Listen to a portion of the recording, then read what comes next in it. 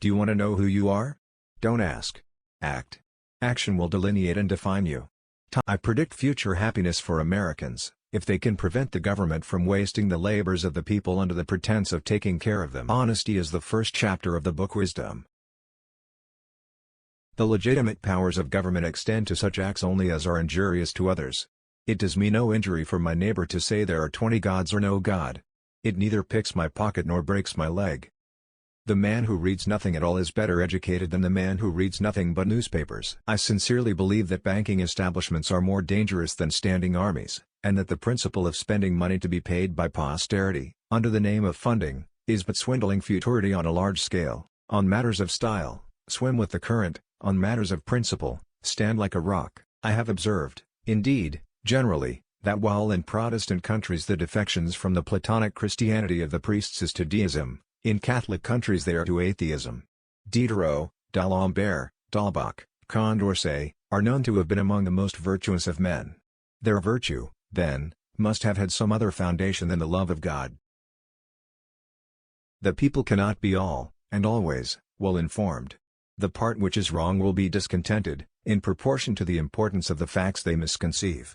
If they remain quiet under such misconceptions, it is lethargy, the forerunner of death to the public liberty. What country before ever existed a century and a half without a rebellion? And what country can preserve its liberties if their rulers are not warned from time to time that their people preserve the spirit of resistance? Let them take arms. The remedy is to set them right as to facts, pardon and pacify them. What signify a few lives lost in a century or two?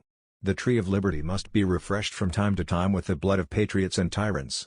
It is its natural manure. Religion. Your reason is now mature enough to examine this object. In the first place, divest yourself of all bias in favor of novelty and singularity of opinion. Shake off all the fears and servile prejudices, under which weak minds are servilely crouched. Fix reason firmly in her seat, and call to her tribunal every fact, every opinion. Question with boldness even the existence of a God, because, if there be one, he must more approve of the homage of reason, than that of blindfolded fear. You will naturally examine first, the religion of your own country. Read the Bible, then as you would read Livy or Tacitus. The facts which are within the ordinary course of nature, you will believe on the authority of the writer, as you do those of the same kind in Livy and Tacitus. The testimony of the writer weighs in their favor, in one scale, and their not being against the laws of nature, does not weigh against them. But those facts in the Bible which contradict the laws of nature, must be examined with more care, and under a variety of faces. Here you must recur to the pretensions of the writer to inspiration from God. Examine upon what evidence his pretensions are founded, and whether that evidence is so strong, as that its falsehood would be more improbable than a change in the laws of nature, in the case he relates. For example, in the book of Joshua we are told the sun stood still several hours. Were we to read that fact in Livy or Tacitus we should class it with their showers of blood, speaking of statues, beasts, and sea. But it is said that the writer of that book was inspired. Examine therefore candidly what evidence there is of his having been inspired. The pretension is entitled to your inquiry, because millions believe it.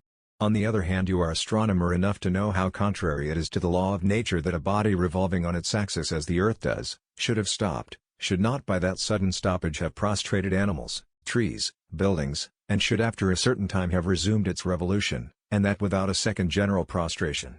Is this arrest of the earth's motion, or the evidence which affirms it, most within the law of probabilities? Do not be frightened from this inquiry by any fear of its consequences.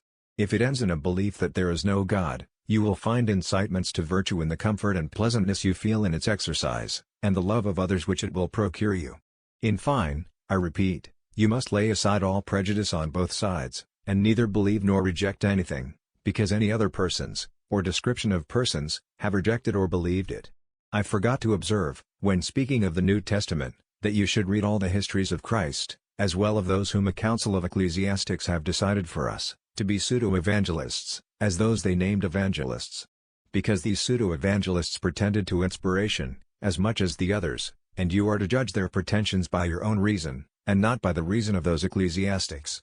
Most of these are lost. Letter to his nephew, Peter Carr, advising him in matters of religion, 1787. Legitimate powers of government reach actions only, not opinions. I contemplate with sovereign reverence that act of the whole American people, which declared that their legislature should make no law respecting an establishment of religion, or prohibiting the free exercise thereof, thus building a wall of separation between church-state.